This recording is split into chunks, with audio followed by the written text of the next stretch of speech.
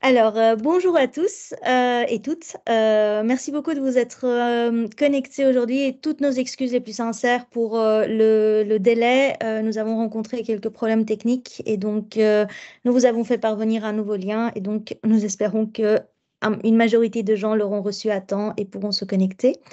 Mais dans tous les cas, bienvenue à notre webinaire sur la cybersécurité, outils et solutions pratiques pour les petites structures de la santé. Ce webinaire, effectivement, est à destination de toutes les petites structures du secteur de la santé, voilà, maisons de repos, résidences, crèches, etc. Pour un objectif de sensibilisation et de mise à disposition des outils existants. Nous sommes heureux de dire que nous organisons ce webinaire en partenariat avec Santéa, UNESA et Wallonie Santé. Donc, merci beaucoup pour votre soutien, chers partenaires. Et donc, sans plus tarder, je vais démarrer par une rapide présentation de CyberWall by Digital Wallonia. Donc, si on peut avancer. Ah oui, j'ai la main sur les slides en fait. Oui, donc ça, c'est le programme. Donc, voilà. Donc, CyberWall by Digital Wallonia, qu'est-ce que c'est? C'est le programme et la stratégie de la cybersécurité de la région wallonne. Nous travaillons directement sous la tutelle du ministre du numérique en région wallonne. Et notre but, c'est vraiment de rassembler, fédérer l'écosystème de cybersécurité en région wallonne. Tout en menant un certain nombre d'actions. Nous sommes organisés selon 4 piliers. Donc, le pilier sensibilisation outillage, donc pour augmenter la résilience des entreprises et organisations. Ce pilier a comme chef de file l'Union wallonne des entreprises. Le pilier 2, c'est tout ce qui est formation pour augmenter le nombre de talents cyber en Wallonie. Pilier 3, donc c'est mené par Technobel. Pilier 3, c'est par rapport à la recherche et l'innovation en cyber, menée par l'Université de Mons. Et pilier 4, mené par Wallonie-Bruxelles International, c'est la promotion internationale ou extra-régionale de nos activités. Donc, nous sommes soutenus par un comité de pilotage et un lieu totem, mais ça, j'y reviendrai. Les 4 piliers, j'arrive pas. Ici, donc, nous organisons ce webinaire dans le cadre du pilier 1, donc tout ce qui est sensibilisation outillage. L'idée, c'est vraiment de faire des campagnes médias, d'organiser des événements informatifs ou éducatifs, de mettre à disposition un outil de maturité et l'outil à destination de 15-20 ans, c'est un livre sur la cyberhygiène.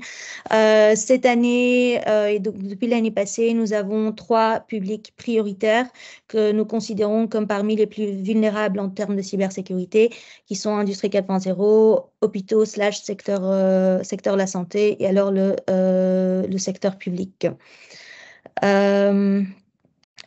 Ici, l'année passée, nous avons démarré nos activités avec un certain nombre de... Je m'entends là, c'est Jérémy? Donc, nous allons démarrer nos activités avec un certain nombre d'activités qui sont donc avec des campagnes généralistes. Celle-ci, par exemple, que nous allons rapidement vous passer. Si je peux le lancer. Hop. Non, Jérémy, je n'ai pas le son.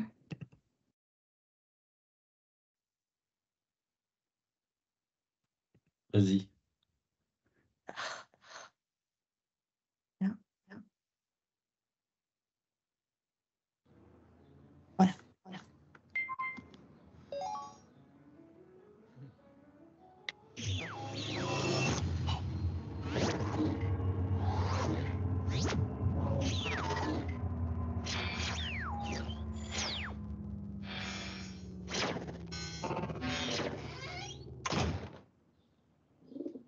Un petit clic peut devenir une grande claque.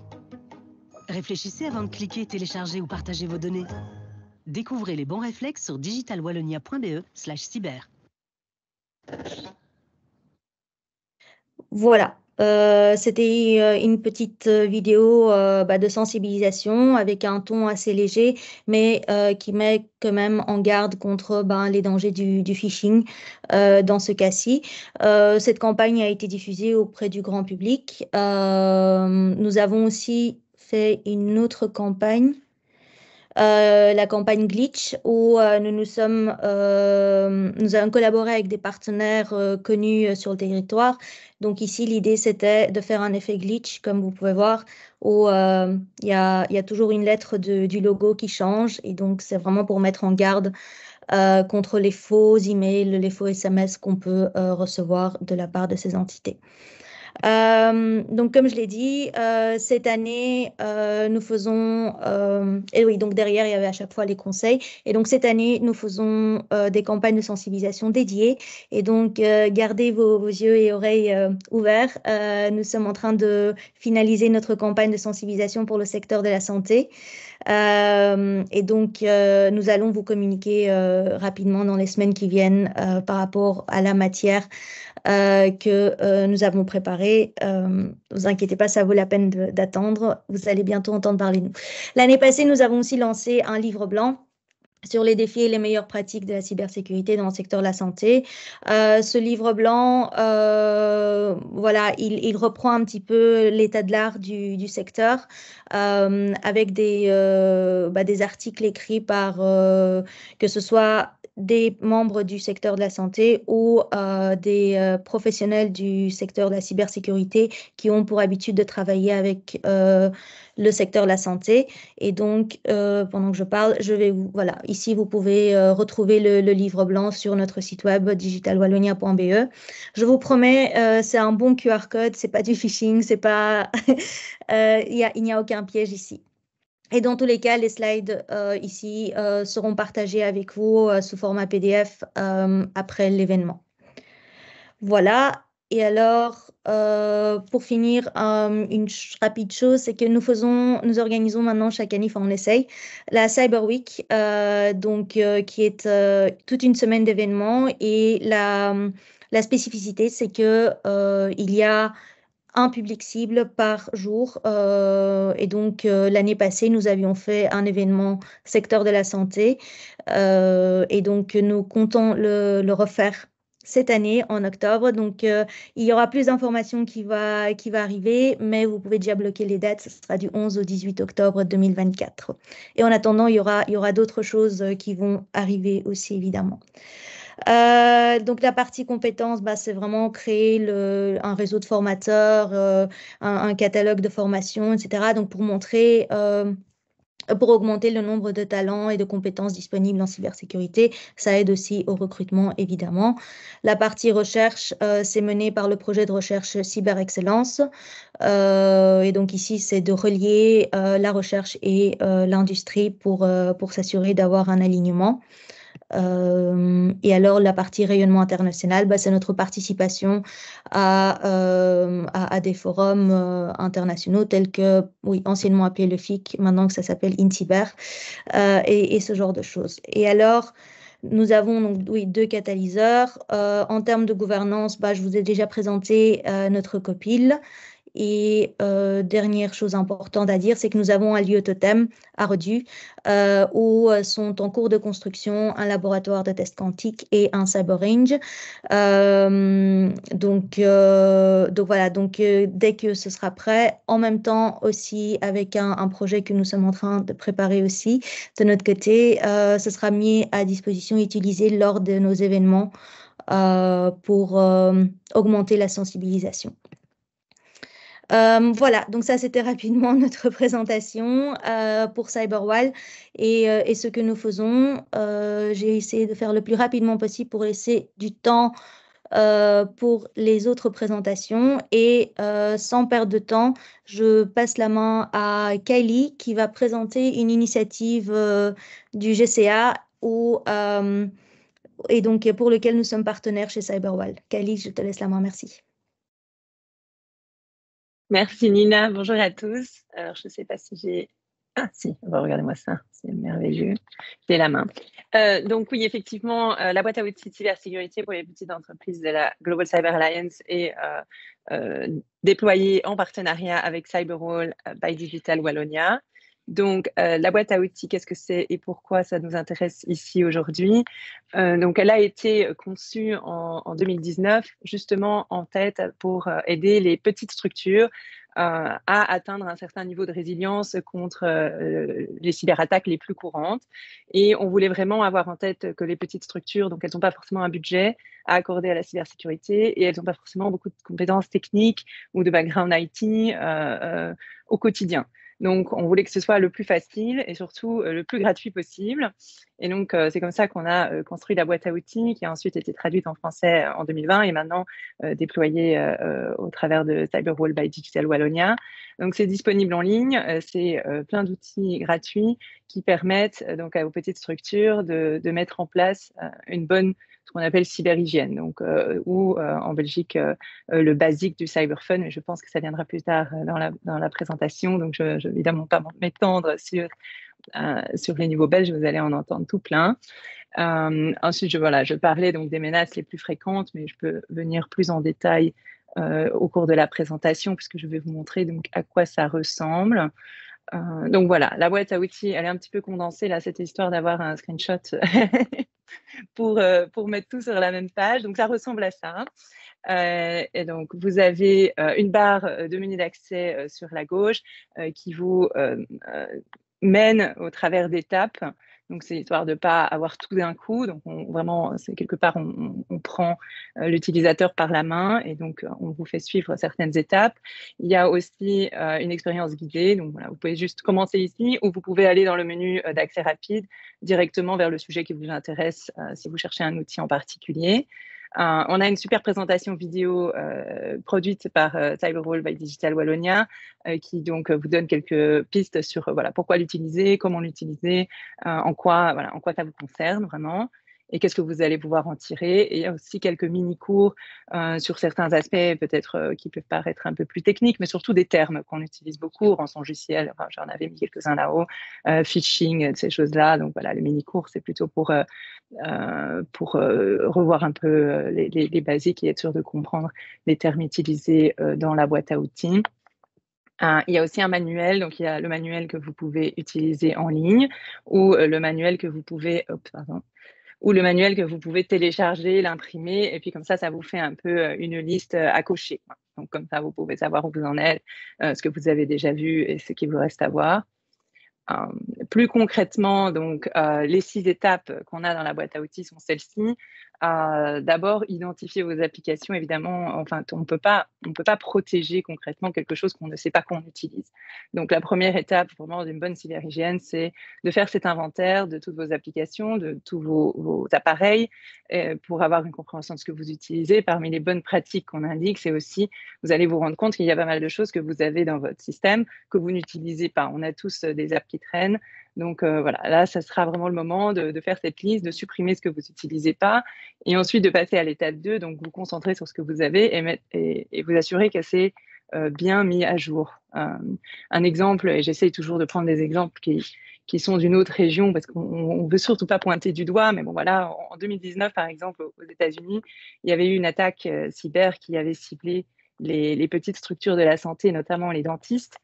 Et une centaine d'entre eux ont été victimes. Et cette attaque, en fait, visait une faille de sécurité d'une application que les dentistes utilisaient beaucoup. Et une centaine d'entre eux n'avaient pas mis à jour leur application et donc ont vu leur système intégré par les attaqueurs. Et puis, ensuite, certains d'entre eux ont dû payer une rançon. Enfin, pas pour rentrer dans la politique du payer ou ne pas payer, mais surtout qu'en fait, pour eux, ça aurait tout à fait pu être évité en installant la mise à jour qui avait été fournie par le logiciel. Enfin, voilà.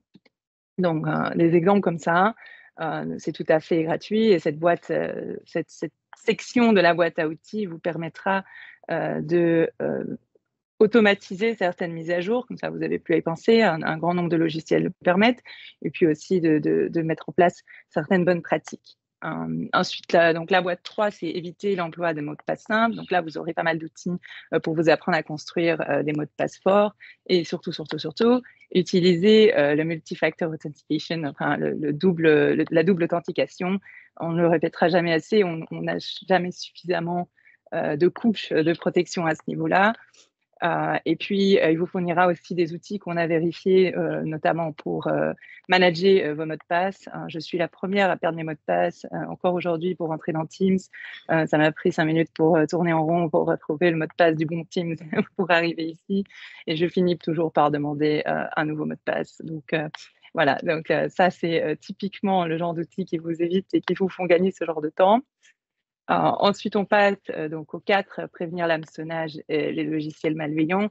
Enfin, l'hameçonnage, c'est l'exemple que donnait Nina avec leur super campagne vidéo. Un petit clic peut devenir une grande claque. Voilà, toujours évidemment faire bien attention. Donc là, on reviendra là-dessus dans cette section-là. Et puis, on donnera aussi des outils qui existent qui vous évitent justement d'accéder à des sites web qui sont connus pour être malveillants. Donc, il y a pas mal d'outils gratuits qui existent à ce niveau-là. Et puis, si vous les installez sur vos téléphones ou vos ordinateurs, et bien, du coup, ça va vous éviter l'accès au site web que la communauté a déjà reconnu comme étant source d'hameçonnage, source de ransomware, enfin, site web dangereux.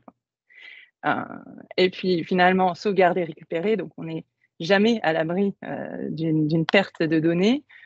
Et puis, les données, évidemment, dans votre secteur, c'est super important. Donc, bien avoir les sauvegardes, les backups pour récupérer toutes vos données en cas de souci, que ce soit une attaque ou autre. Pas à l'abri je ne sais pas, d'un incendie. Voilà, il peut se passer plein d'autres choses. Il n'y a pas que des acteurs malveillants sur Terre.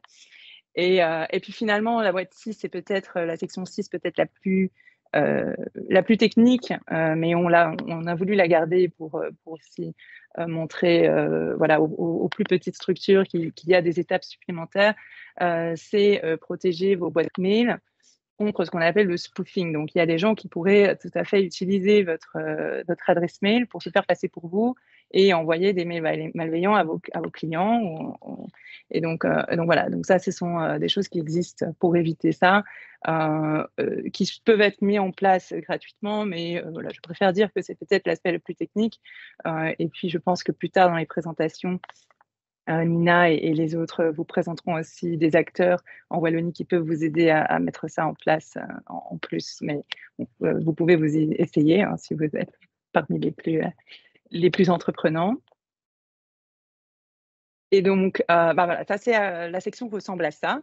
Je voulais vous mettre aussi un visuel. Donc, vous avez à chaque fois une petite vidéo avec quelques informations. Et puis, si vous appuyez sur le petit plus, il est tout petit là, mais vous avez un petit texte explicatif pourquoi cette section est importante. Donc, c'est plus ou moins ce que je viens de citer. Et puis, vous avez donc une liste d'outils en dessous dans la section déroulante. Et vous pouvez toujours filtrer par votre niveau de compétence, donc de 1 à, sauf erreur, 5, et aussi par votre système d'exploitation. Donc voilà, comme ça, vous êtes sûr d'avoir que des outils qui vous concernent. Si vous êtes sur un iPhone, sur un Samsung, sur un Mac ou autre, voilà, vous pouvez filtrer. Comme ça, vous avez que les outils qui peuvent vraiment s'appliquer aux appareils que vous utilisez. Donc c'est A. Et puis, voilà. Et puis, ensuite, vous allez, comme je le disais au début, donc c'est vraiment un schéma par étape. Vous cliquez sur l'étape suivante, ça vous mène à l'outil suivant.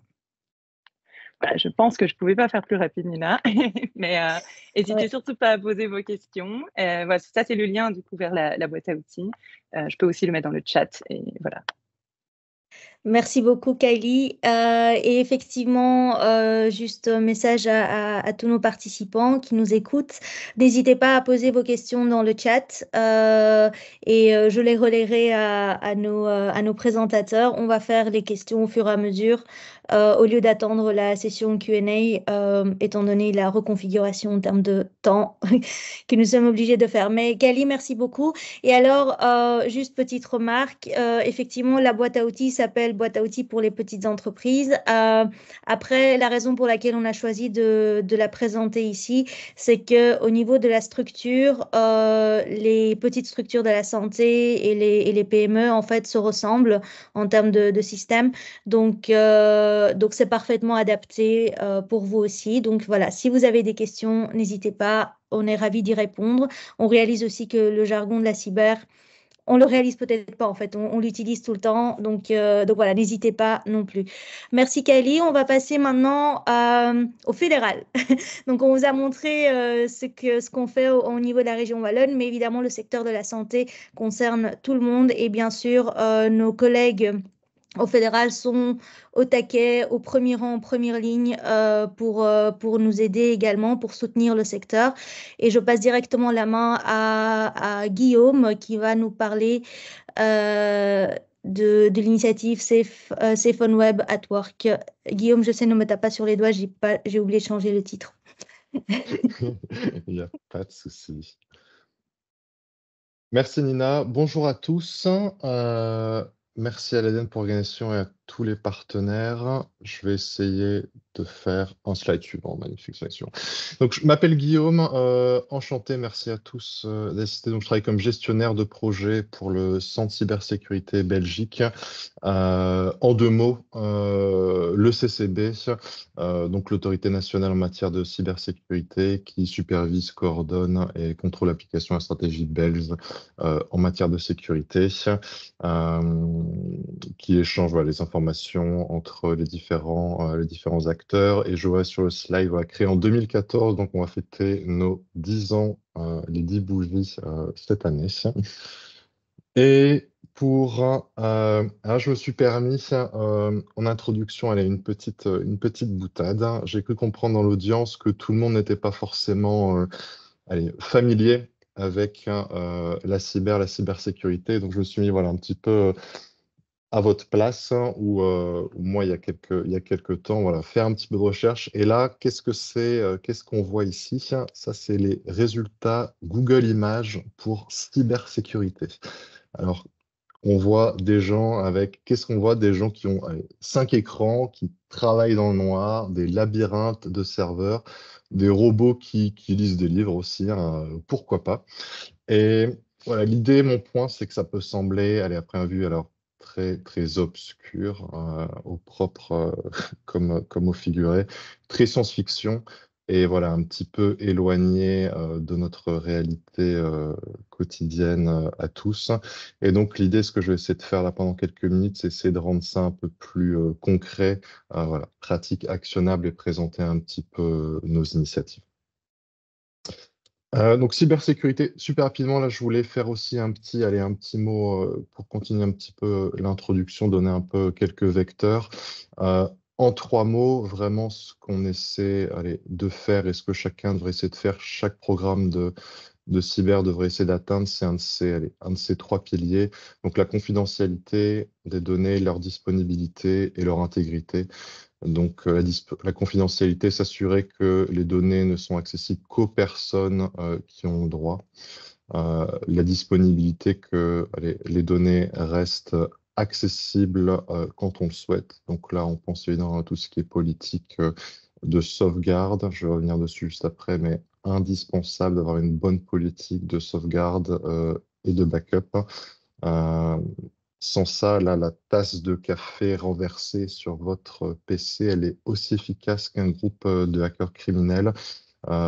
Très important d'avoir des sauvegardes. Et l'intégrité, aussi très important aussi, s'assurer que les données restent complètes, intègres et qu'elles ne sont pas modifiées sans que vous vouliez. Quelques exemples sur des bases de données de supply, par exemple, avec des listes de produits, des bases de données salaires. Si quelqu'un met toutes les valeurs à 1, on va se faire, évidemment, vous allez vous faire attraper le veston là-dessus. Donc, très important d'essayer de garder ce petit triangle en tête quand on met en place des actions. Et pour rester, voilà, un petit peu dans le concret, le pratique, et j'espère l'actionnable. Je partage ici, alors voilà, un petit top 10 de nos recommandations. Donc là, pour tous, un petit peu de sorte de menu maxi best-of, mais allez, à destination principalement des petites organisations. Donc il y a différents, vous pouvez retrouver sur notre site web, on a différents niveaux selon les typologies d'entreprise. Ici, ça c'est vraiment un petit peu donc le niveau small, un petit peu la base. Je vais les parcourir un peu rapidement et Nina, tu me flashes si jamais je dépasse le temps. Le premier, allez, l'authentification multifacteur, MFA. Ça, c'est vraiment quelque chose qui est allez, excessivement important. C'est une de nos principales recommandations, quelque chose qu'on essaie voilà, de pousser, de communiquer le plus possible. Pour ceux qui allaient très rapidement, sans faire trop de théorique, euh, très simplement, c'est utiliser un second facteur quand vous essayez de vous connecter donc à un compte et la plupart du temps, c'est recevoir un code par SMS. Donc, allier quelque chose un premier facteur, donc un mot de passe, quelque chose que vous savez avec quelque chose que vous avez votre téléphone pour vraiment renforcer l'accès à vos comptes. Ça, c'est vraiment elle est très importante. Ça peut sembler, sécurité, ça rime toujours un petit peu avec contrainte. Il y a une étape supplémentaire, mais voilà, si vous devez peut-être retenir qu'une seule chose de cette présentation, ça sera vraiment ça, l'importance de MFA, l'activer dès que vous le pouvez pour vos comptes professionnels, vos outils, vos logiciels, dès que c'est accepté et que vous pouvez l'utiliser, ouais, activez-le sans aucun doute.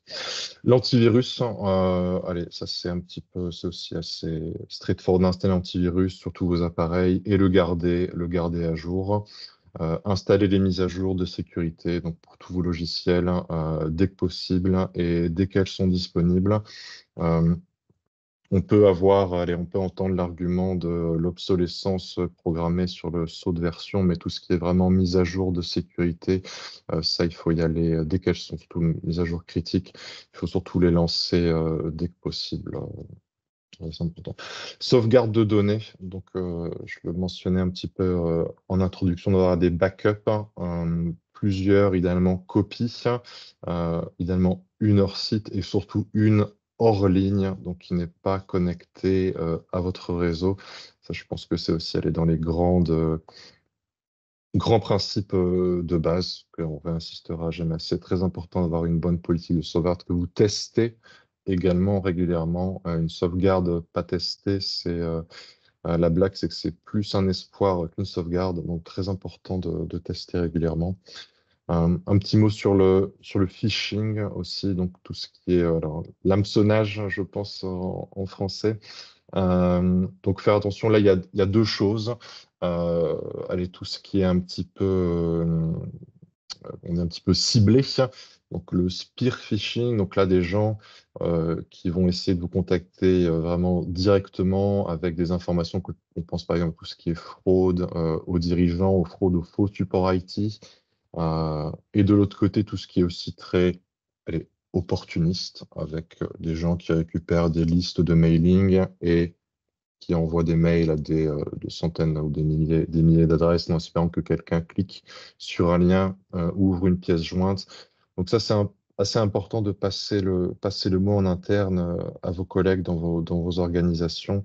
Quand vous recevez un mail, voilà, un petit peu suspect, de toujours les prendre, souffler un bon coup et prendre le temps, réfléchir avant de prendre une action.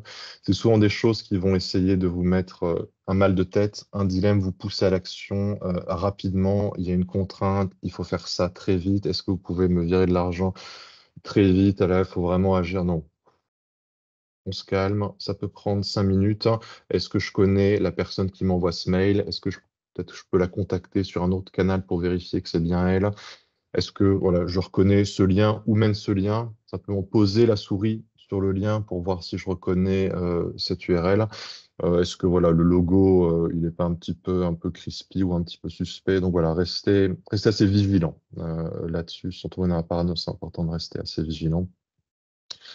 Recommandation un peu plus, et je vais accélérer, un peu plus technique, mais tout ce qui est protection du réseau avec un firewall. Donc, c'est des outils que vous installez, que vous intégrez pour protéger vos appareils ouverts à Internet, qui permet d'autoriser les connexions qui entrent ou qui sortent avec des règles. Donc voilà, ça c'est, je sais pas si des personnes profil technique dans le chat, mais voilà, ça je vous conseille sinon d'aller vous renseigner auprès de votre fournisseur ou votre collègue en IT. Protéger le Wi-Fi, ça aussi, donc il y a certaines bonnes pratiques où vous retrouvez tout sur le site web que je vais présenter juste après, mais tout simplement, allez, en 2, 3 mots, partager les réseaux pro et guest, donc ne pas partager le mot de passe du Wi-Fi à tout le monde. Et il y a certaines aussi normes, bonnes pratiques, tout ce qui est encryption, WPA ou AES. Ça, voilà, vous pouvez tout retrouver en ligne. Et ça, je vous invite aussi grandement à contacter votre fournisseur Internet, votre fournisseur IT pour vous dites que vous venez de ma part et mettre ces choses-là en place. Ça peut aller assez rapidement. Tout ce qui est aussi travail, c'est avec les droits d'administrateur. Donc, les droits d'administrateur pour les hackers, c'est du pain béni. C'est des gens qui ont des privilèges partout, qui savent faire plein de choses. Donc, c'est vraiment la cible des méchants. Donc, vraiment essayer d'éviter de travailler au quotidien avec des comptes qui ont des droits administrateurs et qui peuvent écrire et modifier plein de choses. Donc, vraiment séparer les comptes utilisateurs et les comptes admin et ne pas faire du boulot quotidien avec des comptes admin et évidemment bien les protéger, toujours avec MFA. Ça, c'est vraiment quelque chose que vous avez vraiment envie de protéger. Sinon, si on a un compte admin qui est compromis, les gens, ils sont chez vous. Donc, ça, c'est vrai, rester vigilant là-dessus. Protéger physiquement aussi. Alors, bon, là, ça reste quand même un petit peu de la cyber. Tout ce qui est contrôle physique, donc les visiteurs, ça peut être des badges, ça peut être un petit cadenas, encore une fois, sur le PC quand vous partez, les portes, les fenêtres.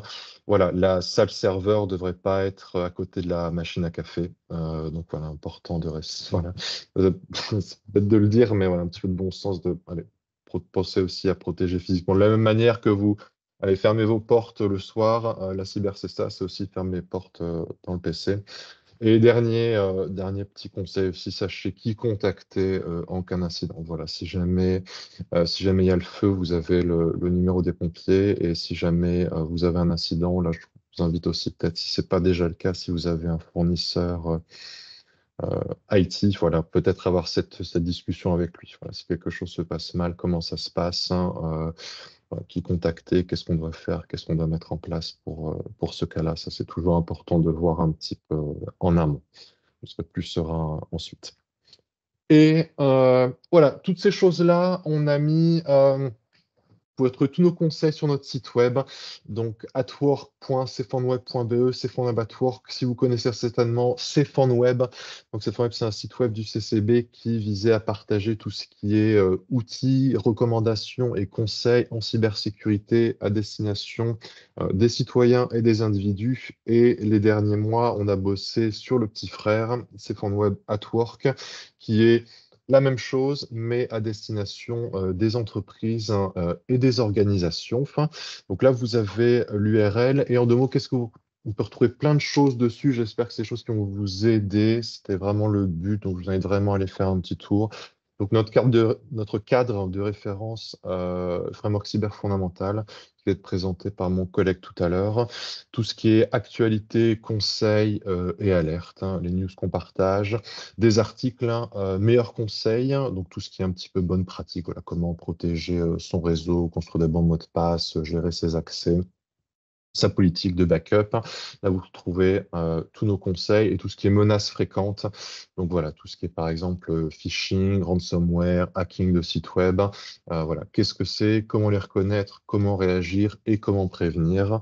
Vous pouvez retrouver petites infos là-dessus. Des vidéos, des webinars. Quick win, moi j'aime beaucoup les quick wins. Donc voilà, sur quelques top sujets. Voilà, qu'est-ce que c'est, pourquoi c'est important et comment mettre en place ça rapidement. Et voilà, plusieurs ressources, aussi la liste des subsides qui sont disponibles en Belgique pour un petit peu de cashback, se faire un petit peu aider quand vous mettez en place aussi. Il y a pas mal d'initiatives qui existent déjà pour se faire aider si vous souhaitez mettre en place des choses. Les autres, les amis et les partenaires du réseau, les autres initiatives cyber en Belgique. Et on vous invite également aussi, on a une section un petit peu voilà, portail, sur laquelle vous pouvez enregistrer votre organisation et accéder à des services supplémentaires réservés aux organisations, aux entreprises, comme par exemple la notification de vulnérabilité. Vous pouvez renseigner un petit, voilà, enregistrer un réseau et si on détecte des vulnérabilités sur ce réseau, on vous prévient, on vous envoie une alerte. L'idée, c'est d'être prévenu en avance, savoir identifier vos vulnérabilités pour les fixer avant qu'un méchant les exploite. Et peut-être, voilà, entre autres, on a aussi un outil pour trouver aussi sur le site web de self-assessment, voilà, d'auto-évaluation.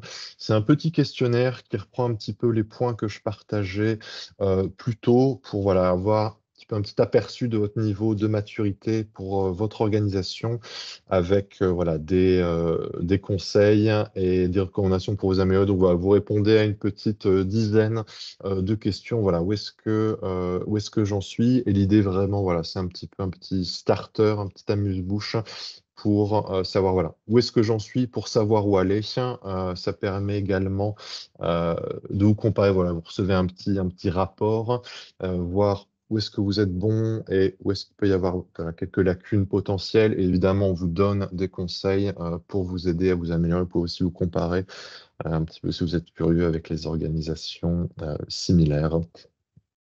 Voilà, je vous invite à commencer par ça, ça peut être intéressant. Et tiens, très rapidement sur NSA, on a aussi travaillé ces derniers mois un autre outil que je vous invite aussi également à essayer d'installer sur une extension de navigateur, c'est PhoneWeb, donc pour navigateur Chromium pour le moment, qui aide les utilisateurs à évaluer si les sites internet qui naviguent, sur lesquels ils naviguent, sont dignes de confiance. Donc voilà, on a un petit système d'icônes là que vous voyez vert, jaune et rouge qui accorde un degré de confiance, donc voilà, élevé, moyen ou faible à chaque site web sur base d'une série de facteurs qui concernent voilà, le domaine, son propriétaire ou sa certification. Voilà, ça, je vous invite aussi, extension de navigateur, c'est PhoneWeb, je vous invite également à utiliser cet outil. Quoi retenir? Et ça va être, je pense, ma dernière slide. Voilà encore nos conseils. Je repasse pas dessus, mais voilà, ça c'est vraiment nos recommandations. Allez, je vous invite, peut-être, on partagera les slides, hein, voilà, prendre bonne note à les retrouver sur notre site web. Et je pense que ça sera une bonne base hein, si vous souhaitez vous lancer dans un programme de cyber. Voilà, très grand merci à tous. Merci beaucoup, Guillaume, pour cette super présentation, très claire. Donc, à nouveau, je répète, si vous avez des questions, n'hésitez pas à le mettre dans le chat et je n'hésiterai pas à le partager avec les présentateurs. Sans plus tarder, on va passer à la prochaine présentation. Oui, alors, la fameuse directive NIS 2 et la loi de transposition, qui est concernée, qu'est-ce qu'on doit faire? Comment ça se passe? Bah écoutez, toutes les réponses vont être données par un autre collègue du fédéral, Yann, si tu es là. Je suis là. Bonjour à tous. Voilà. Toutes les réponses, on va essayer. On va fournir le plus de réponses possibles. Est-ce que j'ai le contrôle? Pas encore.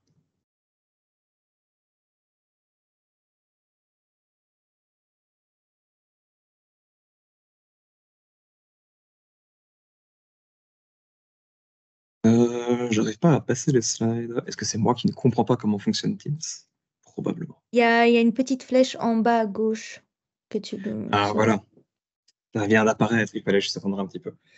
Donc voilà, bonjour à tous, je vais me présenter rapidement, je suis Yann Keldor, juriste au Centre pour la cybersécurité Belgique, donc la même entité que là où travaille mon collègue Guillaume, qui vous a présenté le portail PhoneWeb at Work. Moi, je vais essayer de passer en revue la transposition de la directive NIS 2 en Belgique. C'est un gros morceau, ça risque d'être très dense comme présentation, mais je vais essayer quand même de vous donner des éléments qui sont importants pour votre secteur. Peut-être à commencer par qu'est-ce que la directive NIS 2?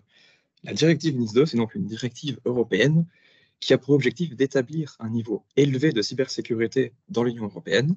Elle est dirigée vers certains acteurs qui sont considérés comme essentiels au sein de secteurs qui sont, eux, considérés comme critiques. Vous vous en doutez, la santé est un secteur critique, donc vous êtes peut-être sur le point de tomber dans le champ d'application de la transposition de la directive NIS 2, et donc cette présentation va vous montrer si c'est le cas, et si oui, quelles seront vos obligations, dans le cadre de cette loi qui va entrer en vigueur dans quelques mois. Petit disclaimer tout d'abord, la présentation, elle est TLP Green, donc elle va vous être fournie, pas de souci. Vous pouvez la partager avec les organisations partenaires de vos communautés, pas de souci. Il ne faut juste pas la publier sur des sites web accessibles au public comme LinkedIn ou alors Facebook si l'envie vous en prend. Évitez de le faire, s'il vous plaît. Voilà. Cela étant, je vous l'ai dit, l'objectif principal de NIS2, c'est donc d'établir un niveau élevé de cybersécurité pour certaines entités. Cette directive le fait au travers de plusieurs axes. Nous, on va se concentrer sur l'axe gestion des risques, parce que c'est ce qui va concerner les entités si elles tombent dans ce champ d'application. Alors, ici, une petite somme des matières. On va commencer par voir quel est le scope pour le secteur de la santé, donc le champ d'application de NIS2. Je peux aussi déjà préciser, quand je dis NIS2, je parle de la loi de transposition NIS2 en Belgique. C'est beaucoup plus facile de dire NIS2. Et donc, comprenez loi NIS2 quand je dis NIS2. On va voir quel est le champ d'application de NIS2 pour le secteur de la santé, parce que ça ne concerne pas tout le monde. Ensuite, on va se concentrer sur les différentes obligations auxquelles vont être soumises les entités qui rentrent dans ce champ d'application. On va passer brièvement sur quelles sont les autorités compétentes et quelles sont les différentes possibilités de supervision par ces autorités. Et enfin, je vais présenter un rapide next steps et enfin, vraiment en tout dernier lieu, une adresse email. Comme ça, si vous avez des questions, vous pourrez nous contacter à travers celle-ci. Désolé si je fais un peu vite, mais vous allez voir, c'est très dense comme présentation. On va directement passer sur le scope du secteur de la santé. Alors, de manière générale, vous voyez qu'il y a pas mal de secteurs, tous ceux qui sont ici à gauche du slide. Le secteur de la santé fait partie de l'annexe 1, c'est-à-dire des secteurs qui sont considérés comme hautement critiques par NIS2. Tombent dans le champ d'application du coup de NIS2 les entités qui sont définies dans le secteur de la santé et qui atteignent une certaine taille, ce qui veut dire que ce n'est pas absolument tous les acteurs du monde de la santé qui vont tomber dans le champ d'application, mais seulement ceux qui atteignent un certain seuil de taille. J'attire votre attention sur le fait qu'il y a quand même quelques exceptions à ces principes. Ça veut dire qu'il peut y avoir des identifications directes au niveau national de certaines entités, mais ça, c'est l'exception. Et à ce stade-ci de la loi, ce n'est pas encore prévu. Il y a également le fait que les entités de l'administration publique sont par défaut dans le champ d'application. Donc ça aussi, c'est quelque chose à retenir, si jamais c'est votre cas.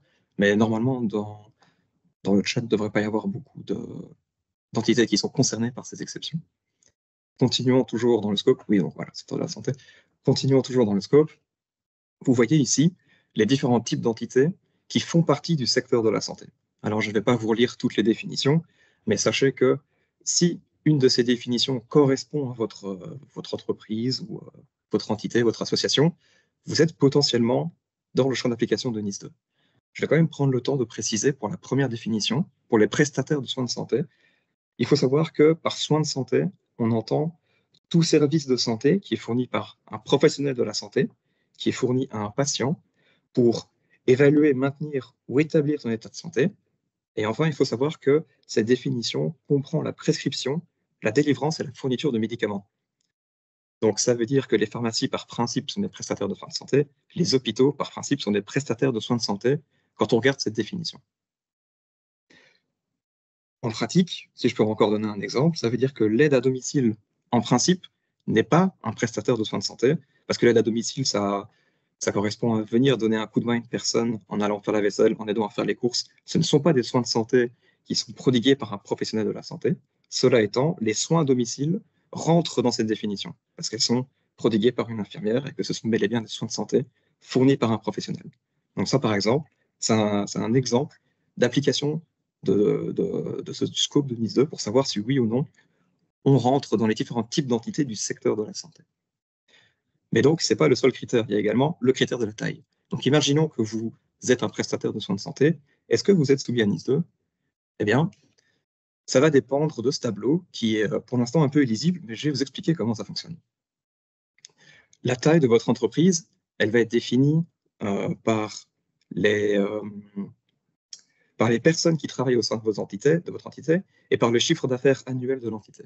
Ça veut dire que à partir du moment où vous êtes au-dessus de 50 personnes, 50 équivalents temps plein de votre entité, et que vous avez un certain chiffre d'affaires, vous tombez dans les entreprises moyennes. Si en plus de ça, vous passez les thresholds de 250 personnes, ou alors vous avez plus de 50 millions de chiffre d'affaires, vous passez dans les grandes entreprises. Et donc, dans ces cas-là, vous tombez dans le champ d'application de NIS2. Je ne vais pas rentrer dans les détails parce que, outre le fait qu'on a peu de temps, c'est vraiment très technique. Mais ce que je vais souligner, c'est que vous voyez en bas à droite du slide un lien qui s'appelle User Guide to the SME Definition. C'est un lien cliquable qui devrait rester cliquable dans le PDF qui vous sera soumis. Il s'agit de guidelines qui ont été créés par la Commission européenne pour expliquer comment fonctionne le calcul de la taille de l'entité. Et ça sera beaucoup plus clair à travers ces guidelines qu'à travers des explications données rapidement sur un slide, j'en suis sûr. Mais néanmoins, on peut passer à cette slide-ci qui va quand même schématiser un petit peu tout ce que je viens de dire. Si on commence par le haut, le secteur de la santé est un secteur de l'annexe 1. Et donc, il faut voir si vous correspondez à la ligne de définition des entités qui sont reprises dans ce secteur, par exemple, prestataire de soins de santé. Si oui, on passe à l'étape suivante. Est-ce que vous êtes une grande entreprise? Est-ce que vous êtes une entreprise moyenne? Entre parenthèses, vous voyez les critères d'application. Si c'est le cas, vous êtes une entité essentielle ou alors une entité importante. Ça veut dire que vous rentrez dans le champ d'application de NIS2. A contrario, si jamais vous n'êtes ni une entreprise moyenne ni une grande entreprise, parce que vous êtes en dessous de ces seuils, vous n'êtes pas dans le champ d'application de NIS2 et en principe, la loi ne vous concerne pas, si je peux parler comme ça. On vous conseille quand même de prendre des mesures de cybersécurité, c'est particulièrement important, mais vous ne rentrez pas dans le champ d'application de la loi NIS2. Ici, c'est juste une visualisation de l'exception que j'avais parlé quelques slides plus tôt. Il est possible qu'il y ait des identifications au niveau national, mais ça, c'est une exception à laquelle vous ne devez pas trop faire attention, pour l'instant en tout cas. Donc ça, c'était le scope. Partons du principe que vous faites partie du scope de NIS2. Quelles sont vos obligations? Eh bien, la première, c'est de s'enregistrer. S'enregistrer auprès de qui et s'enregistrer comment? Vous devez vous enregistrer auprès de l'Autorité nationale de cybersécurité. Alors, c'est en gros, l'Autorité nationale de cybersécurité, c'est le CCB, c'est nous. Vous devrez le faire dans les 5 mois qui suivront l'entrée en vigueur de la loi. Et ici, je peux vous préciser, la loi, elle entre en vigueur le 18 octobre 2024, donc c'est pas tout de suite. Et à partir du 18 octobre 2024, vous avez 5 mois pour vous enregistrer. Donc, c'est pas à faire dans l'heure, il n'y a pas de problème, vous avez le temps. Je vois que la slide a bugué, mais il y a plein d'informations à fournir. Le PDF sera beaucoup plus clair, je ne sais pas pourquoi ça s'est affiché comme ça. Mais parmi les informations à fournir, il y a le nom de l'entreprise, le numéro de la Banque centrale des entreprises, la Banque Carrefour des entreprises, pardon. Vous devrez fournir l'adresse de l'entreprise, les adresses IP et le réseau, et toute une autre série d'informations. Vous aurez accès à tout ça dans les slides. Et il faut également communiquer les modifications apportées à ces informations dans les 2 semaines qui suivent ces modifications. Oui. Ça, c'est l'obligation d'enregistrement à qui et qu'est-ce qu'on faut et quelles informations fournir. Et comment est-ce qu'on fait ça en pratique? On va passer par le super portail qu'a créé mon collègue Guillaume, le portail Safe and Web at Work. Donc, étant donné que ce portail existe et fournit déjà plein d'informations sur la cybersécurité et qu'il est déjà à destination des entreprises et des professionnels, c'était quand même le plus logique de passer également par ce portail pour concrétiser cette obligation d'enregistrement pour les entités qui tombent dans le champ d'application de NIS2. Donc, si jamais c'est votre cas, vous pourrez, au travers de ce portail, vous connecter et enregistrer votre entreprise et les informations qui la concernent. Passons ensuite à l'obligation suivante. Toujours, si vous êtes concerné par NIS2, vous aurez l'obligation d'adopter des mesures de cybersécurité. Ces mesures de cybersécurité, il faut savoir qu'elles doivent concerner en principe l'entièreté de votre entité. Donc, pour prendre un exemple concret, même si ici, ce sont donc pas forcément les hôpitaux qui sont présents, mais pour prendre un exemple, un hôpital est soumis à la loi NIS2 dans son entièreté. C'est l'entièreté de l'hôpital qui doit adopter des mesures dans le cadre de NIS2, et pas simplement l'un ou l'autre service, c'est l'hôpital dans son entièreté. Ce sera le cas également pour les pharmacies, ce sera également pour les prestataires de soins à domicile, par exemple. Un point important sur lequel je me dois d'insister aussi à travers de cette slide, c'est que la loi NIS2 prévoit une responsabilité accrue des organes de gestion. Ça veut dire que c'est au niveau des organes de gestion qu'il faut approuver les mesures, qu'il faut superviser leur mise en œuvre, et ce sont ces organes qui sont responsables en cas de manquement à NIS2. Donc ça, c'est quelque chose à garder en tête si jamais on tombe dans le champ d'application de NIS2. Ensuite, ces mesures, quelles sont-elles exactement? Quels sont les critères? Eh bien, ce sont ce qu'on appelle des mesures de gestion des risques en matière de cybersécurité. Je vais vous donner quelques exemples dans la slide juste après. Mais pour commencer, ce sont des mesures qui doivent être appropriées et proportionnées. Donc ça veut dire que si jamais vous avez un risque assez limité, il ne faut pas dépenser 2 millions pour mettre des mesures qui sont complètement disproportionnées par rapport à la taille de votre entité. Elles doivent être appropriées au risque, elles doivent être appropriées et proportionnées par rapport au degré d'exposition de votre entité au risque, de votre taille et de la probabilité de survenance des incidents et de leur gravité. C'est ce que vous pouvez lire dans le dernier encadré. Ces mesures, elles doivent être capables de gérer elles doivent vous rendre capable de gérer les risques qui menacent la sécurité de vos réseaux, de vos systèmes d'information. Elles doivent pouvoir éliminer ou au moins réduire les conséquences qu'auraient des incidents au cas où de tels incidents apparaissent. Et pour vous donner peut-être quelque chose d'un peu plus concret, ces mesures, elles doivent consister en des politiques relatives à l'analyse des risques. Ça doit être des mesures qui portent sur la gestion des incidents, que faire en cas d'incident, qui contacter. Ce sont des mesures qui doivent porter sur la continuité des activités. Mon collègue vous en a parlé, c'est par exemple faire des sauvegardes, des backups, et ainsi de suite. Je ne vais pas faire la liste, vous l'aurez en PDF juste après la présentation d'aujourd'hui. Mais donc ça, ce que je vous présente, c'est un minimum de mesures qui doivent être adoptées dans le cadre de NIS 2. Passons à l'obligation suivante. Désolé si je vais un peu vite, hein, c'est parce que c'est une présentation assez substantielle, mais comme je l'ai précisé, à la fin, il y aura une adresse email. Si vous avez des questions, n'hésitez pas à nous contacter, ou alors n'hésitez pas à poser des questions dans le chat. Mais donc, obligation suivante, la notification d'incident. En tant qu'entité soumise à NIS 2, que notifier et à qui notifier? Eh bien, les entités soumises à NIS 2 doivent notifier les incidents significatifs.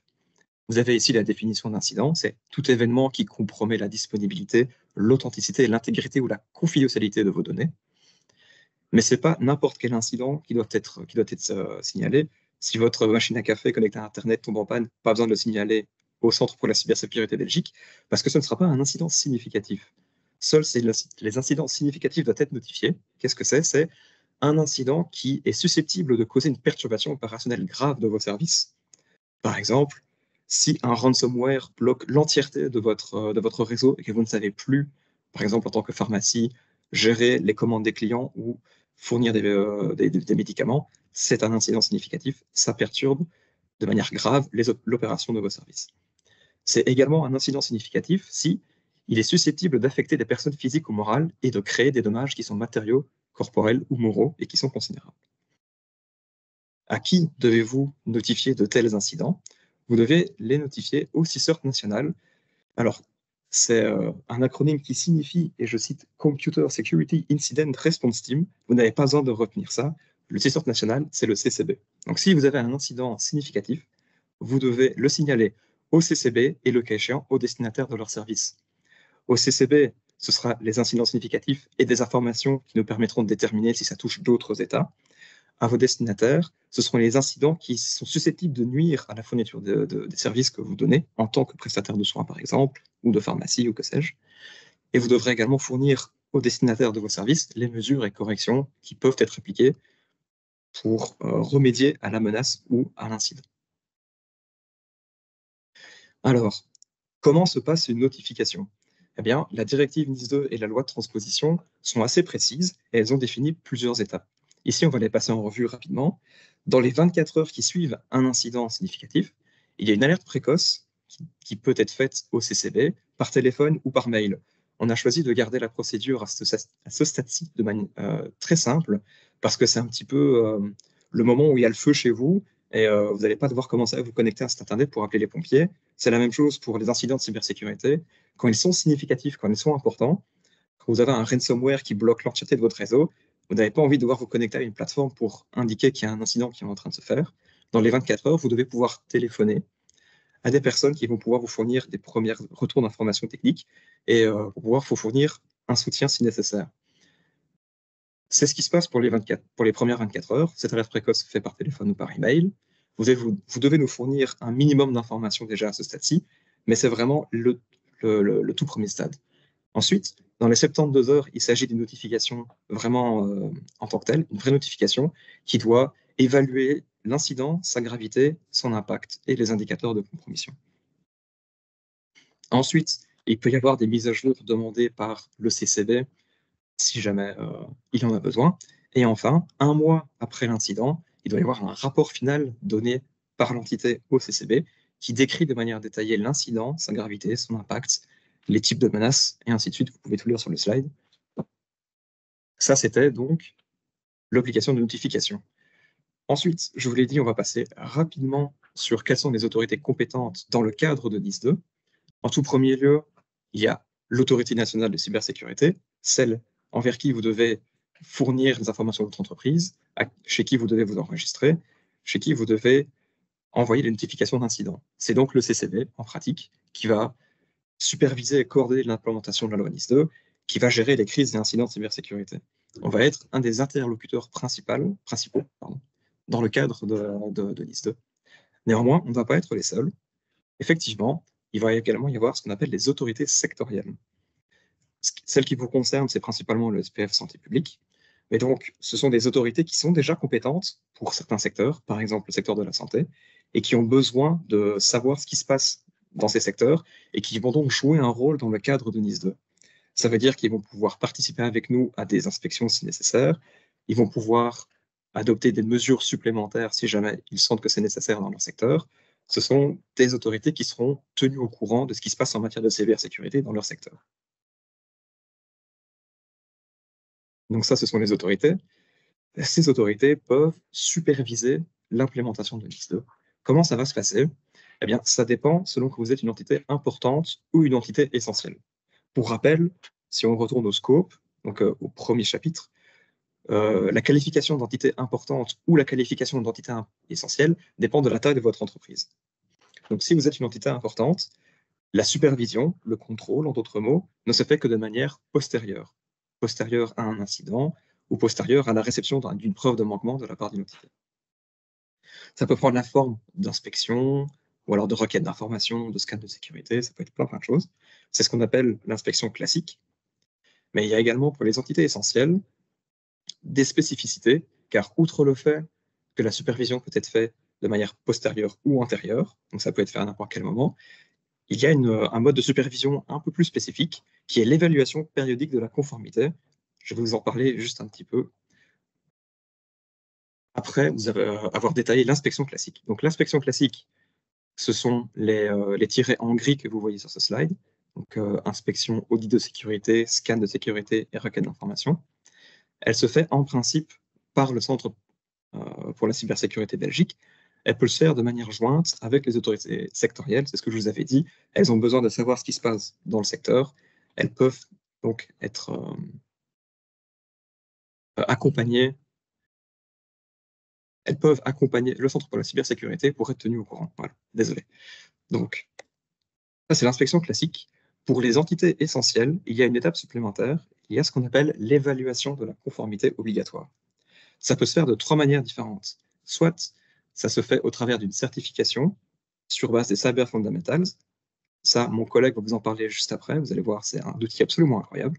Et donc, ça peut être une certification sur base des Cyber Fundamentals effectuée par ce qu'on appelle un organisme d'évaluation de la conformité qui a été accrédité et agréé.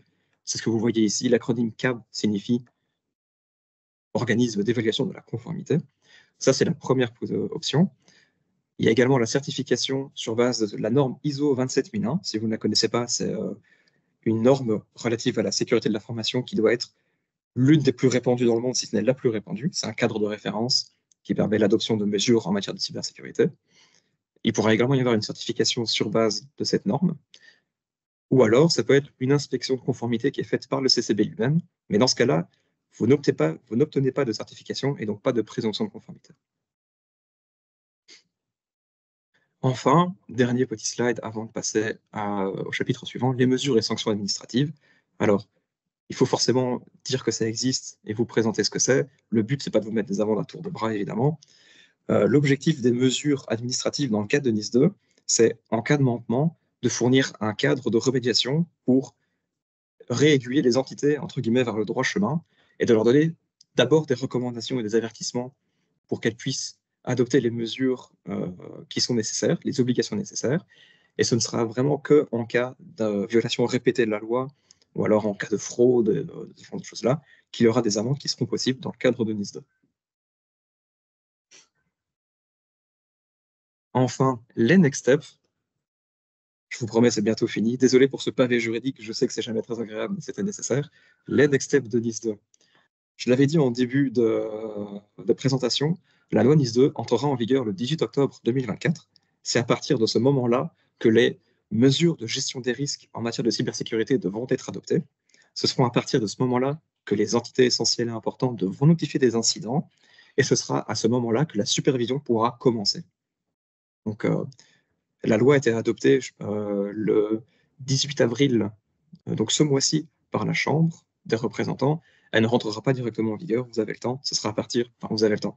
Ce sera à partir du 18 octobre. N'attendez pas le 18 octobre, commencez déjà à faire vos analyses de risque, je vous le conseille, mais l'entrée en vigueur sera quand même retardée.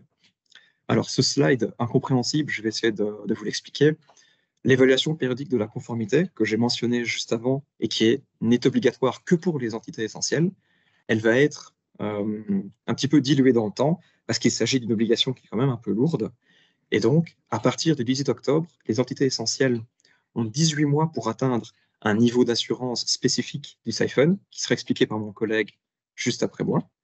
Et 30 mois après le 18 octobre 2024, là, il faudra avoir atteint, entre guillemets, la vitesse de croisière et atteindre le niveau d'assurance normal, celui qu'on attend de l'entité essentielle dans son application, entre guillemets, normale de NIS 2. Pour finir sur les next steps, où est-ce qu'on en est en Belgique dans l'application de NIS 2 ? Eh bien, vous le voyez, la loi a été adoptée au Parlement ce mois-ci. Nous sommes en train de recevoir les avis formels pour l'arrêté royal qui exécute cette loi. Ensuite, cet arrêté royal sera adopté et on passera dans la phase de préparation où le CCB va communiquer beaucoup plus sur l'application de cette loi pour préparer toutes les entités un petit peu à l'exécution. Et voilà, donc la dernière slide de cette longue présentation. Je vous l'ai dit, si vous avez encore des questions, après la lecture de cette présentation, il y a l'adresse mail qui apparaît maintenant à laquelle vous pouvez envoyer vos questions. On vous invite quand même à essayer de d'abord faire un premier self-assessment pour savoir si vous êtes dans le scope ou pas. Mais si vous rencontrez des difficultés dans ce premier self-assessment, n'hésitez pas à nous envoyer des questions et on vous répondra dans les meilleurs délais. Voilà. Merci beaucoup Yann. Très très rapidement en 1 minute parce qu'on a une question dans le chat et il nous reste très peu de temps. Il y a Anthony van der Maren qui demande sur les incidents, pourquoi ne pas avoir quantifié la significativité des incidents? Le risque de flou d'interprétation est-il accepté ici? C'est une très bonne question. Je n'ai pas pu rentrer dans les détails, mais ça me permet de le faire. Je vais essayer de répondre rapidement quand même. 1 minute. En fait, 1 minute, allez. Alors, dans le cas de NIS 1, des seuils avaient souvent été établis par secteur qui permettaient d'objectiver quand est-ce qu'un incident doit être notifié. Pour l'instant, ce n'est pas encore le cas, mais au niveau européen, il y a des groupes de travaux qui essaient d'établir des seuils qui vont expliciter et objectiver à quel moment est-ce qu'un incident devient significatif.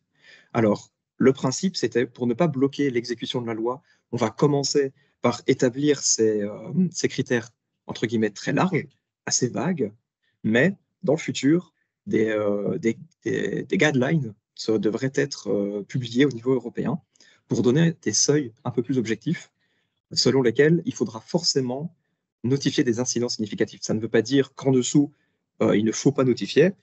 Et d'ailleurs, je n'ai pas pu l'aborder dans cette présentation, mais en dessous des incidents significatifs, vous pouvez quand même les notifier au CCB.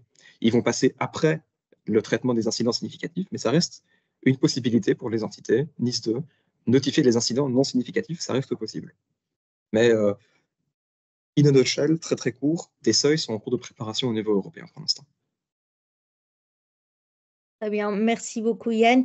Je vois que Jean-Marc Rambaud pose plusieurs questions dans le chat aussi, mais par manque de temps, je vous propose de vous répondre par mail. Donc Yann, évidemment, éventuellement, je te transmets ces questions et tu peux éventuellement revenir vers Monsieur Rambaud avec les réponses. Voilà, merci beaucoup pour la présentation, bien costaud, mais tu l'as vraiment super bien présenté. J'ai trouvé ça très compréhensible. Et effectivement, on nous a un peu teasé déjà. On va passer à la présentation suivante. par le fédéral. Et donc, on passe à Dirk de Pape qui va nous présenter le Cyber Fundamentals Framework, donc un outil développé par le CCB. Dirk, c'est à toi.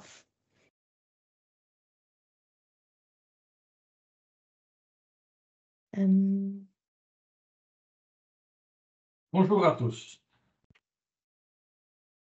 Il y a beaucoup de slides, je n'aime pas beaucoup de slides moi. Je vais skipper tous les slides où on a déjà dit quelque chose dessus. Donc, je m'appelle Dirk de Pape, j'appartiens au Cyber Security Certification Authority, qui est une partie du CCP. Donc, tout ce que mon collègue vient de dire à propos de la supervision relève de mon département. C'est l'Autorité nationale de certification en matière de cybersécurité. En anglais, c'est la NCCA. Il y a un NCCA par pays européen, donc on a les collègues dans tous les pays européens.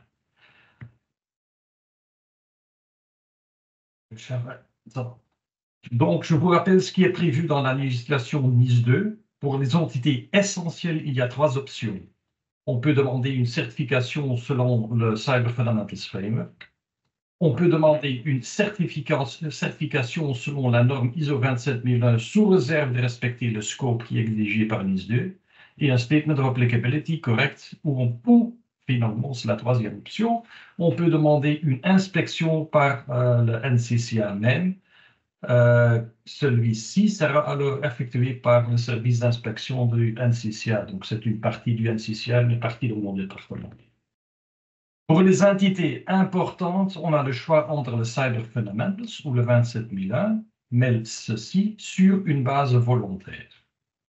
Et il est important de noter que toutes les évaluations de la conformité ne sont qu'effectuées par des organismes d'évaluation de la conformité accrédités et autorisés par le CCB. Donc, accréditation, c'est par BELAC en Belgique et autorisé par le CCB.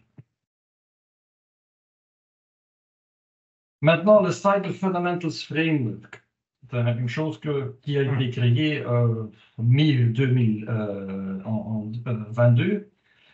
Maintenant, le Cyber Fundamentals Framework est basé sur les cadres et les normes les plus utilisées en Belgique, complétées par des interprétations nationales spécifiques. Bien que CyFun, c'est l'acronyme de Cyber Fundamentals, a trouvé la plus grande inspiration dans les NIST-TSF, de nombreuses exigences du NIST-TSF ne sont pas applicables dans notre tissu économique. Donc, ils ne sont pas tous là.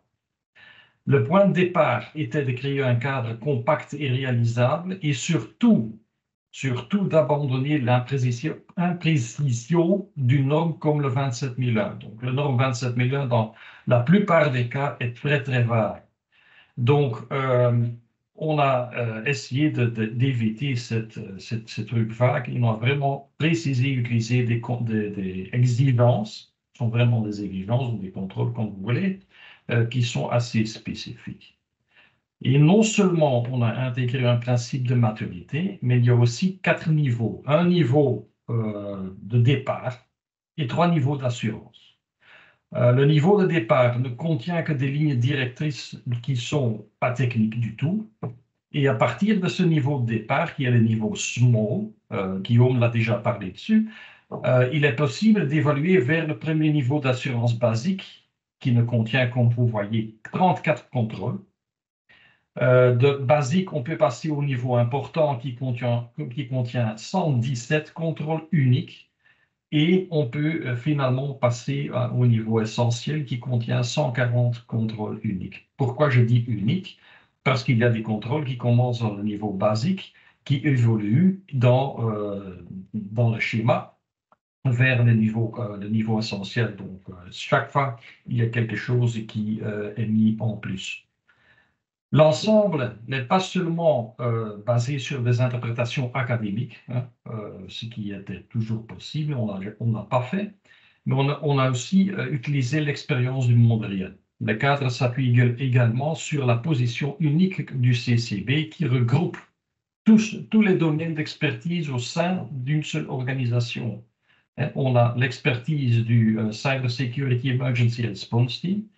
On a l'expertise du CITRIS, c'est notre département d'intelligence. Donc, on a toute cette expertise qu'on pourrait utiliser dans le schéma. Donc, les attaques réelles qui ont eu lieu en Belgique sont donc intégrées dans ce cadre. Enfin, le cadre a été validé par des professionnels du secteur et en comparant les attaques réelles qui se sont produites avec le cadre, ce qui a montré que 82% des attaques auraient pu être évitées si les contrôles basiques avaient été appliqués dans leur intégralité. 94% des attaques pourraient être évitées quand on implémentait les contrôles importants, et 100% même si on appliquait les contrôles qui sont prévus du niveau essentiel.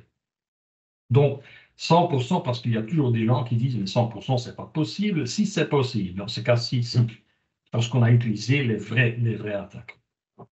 Maintenant, le niveau small, ça je vais skipper parce qu'en principe, c'est quelque chose que Guillaume a expliqué. Le niveau small, sont vraiment seulement, c'est une guide. On ne sait rien faire comme certification là-dessus parce que les certifications, les vérifications commencent avec les assurance levels. Maintenant, on a utilisé 3 niveaux.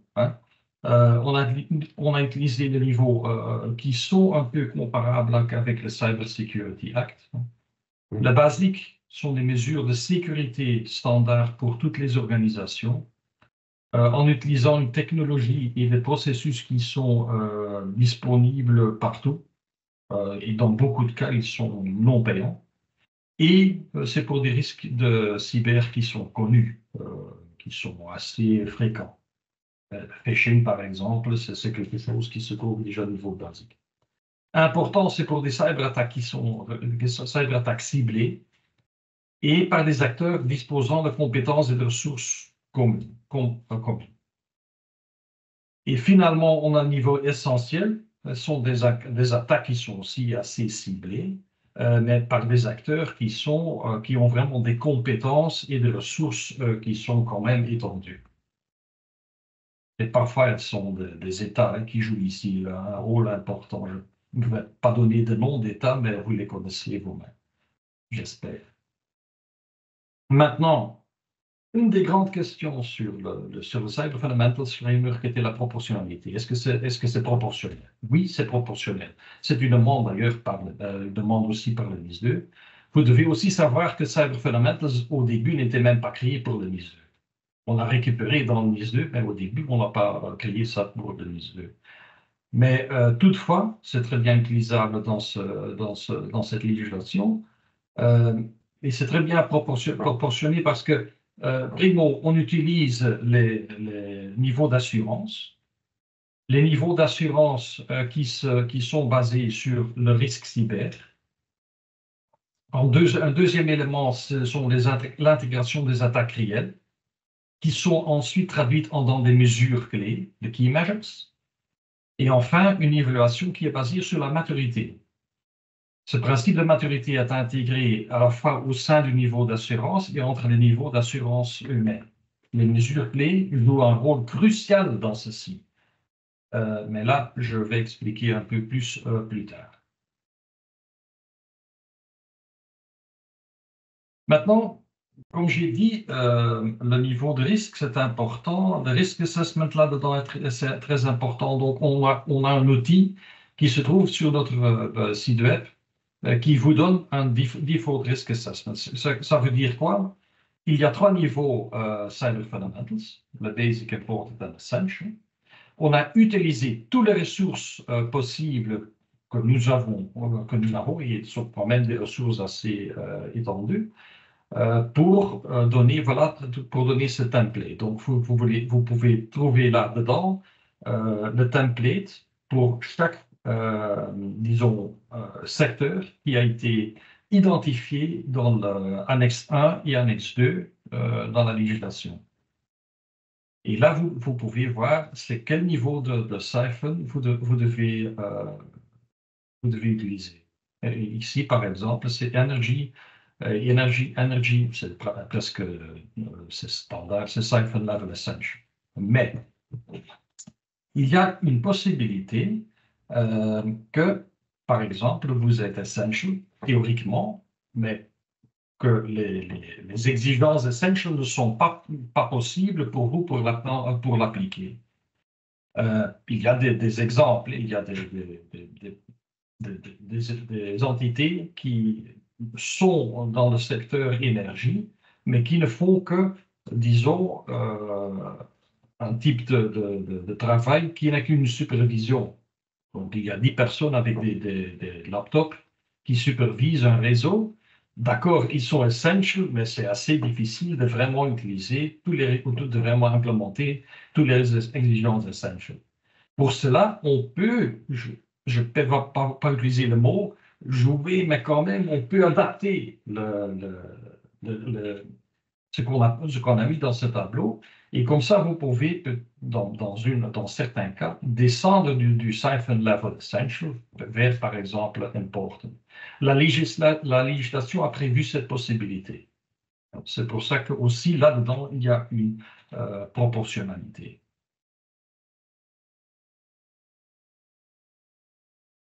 Maintenant, l'évaluation spécifique des risques, celle-ci est évidemment prévue dans la NIS 2 et déjà inclus dans le siphon dès le niveau basique. L'évaluation des risques est le cœur du siphon. Et en temps de CCB, ce qui est quand même important, vous voyez ici les deux exigences déjà niveau siphon, mais ce qui est important là-dedans, c'est qu'on n'a jamais imposé une méthodologie spécifique que vous devez suivre. Ce qui n'empêche pas naturellement qu'un secteur peut exiger l'utilisation d'une méthodologie spécifique. Mais ce n'est pas à nous de dire quelle méthodologie vous devez utiliser. Maintenant, l'architecture de Cyber Fundamentals est complètement basée sur le NIST-CSF. Donc, disons, on a réutilisé les identifiers de NIST-CSF, donc les mêmes identifiers, la même structure, ce qui nous facilite aussi de faire la maintenance là-dessus. Vous voyez aussi qu'on a réutilisé les mêmes fonctions on sait aussi que dans beaucoup de cas, même ISO déjà aujourd'hui a recopié ces fonctions. Donc, ils ont aussi inclus ces fonctions dans le 27002 déjà. Maintenant, vous voyez là sur votre écran, oui, la fonction, le subcatégorie. Donc, ça, c'est la catégorie on a plusieurs subcatégories dans la fonction protect. Et chaque fois, on a pour basique des exigences qui sont numérotées, avec une guidance qui explique ce qu'on veut vraiment dire avec l'exigence. On a vraiment pris soin en formuler l'exigence parce qu'on voudrait vraiment que c'était clair pour tout le monde. On donne en plus une guidance. Ici, c'est une mesure clé. On marque très bien que c'est une mesure clé. Les mesures clés jouent un rôle, comme j'ai dit, très important. Je reviens là-dessus plus tard. Si on passe au niveau important, c'est quelque chose qui vient en plus du niveau basique. Donc là aussi, il y a des exigences. Si on passe au niveau essential, c'est une exigence qui vient en plus du niveau important. Et aussi, ici, vous voyez la même méthodologie. Exigence et une guidance sur ce qu'on veut vraiment dire avec ça. Et aussi parfois des exemples, comment vous devez les comprendre. On ne peut pas donner trop d'exemples parce que pour nous, c'est très important. Comme autorité compétente, on ne peut pas donner de la consultance.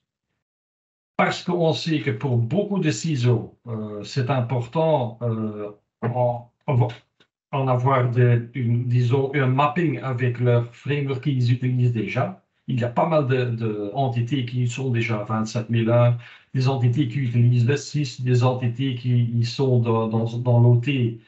Et donc, ils sont habitués à travailler avec l'IEC 62443. Eh bien, on a inclus directement le mapping dans le schéma. Le mapping, d'ailleurs, est disponible dans un Excel que vous pouvez avoir gratuitement naturellement. Maintenant, les mesures clés. Les mesures clés sont vraiment très importantes parce qu'ils sont basés, comme j'ai dit avant, sur les attaques réelles. Donc, on sait très bien quand les criminels, les cybercriminels, veulent faire une attaque, ben, ce sont des trucs qu'ils utilisent, qu'ils utilisent dans beaucoup de cas. Par exemple, MFA est une mesure clé. L'MFA, ce n'est pas par hasard que l'MFA aussi est inclus dans la liste 2. Donc la directive déjà demande l'MFA. Et nous, niveau basique, l'MFA est déjà une mesure clé.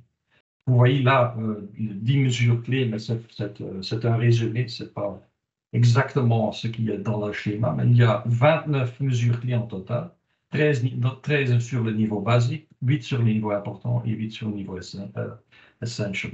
Mais ça veut dire maintenant quoi les mesures clés? L'auditeur, dans chaque audit, va vérifier les mesures clés, ce que vous avez fait avec les mesures clés. Donc c'est quelque chose qui se répète au moins tous les ans.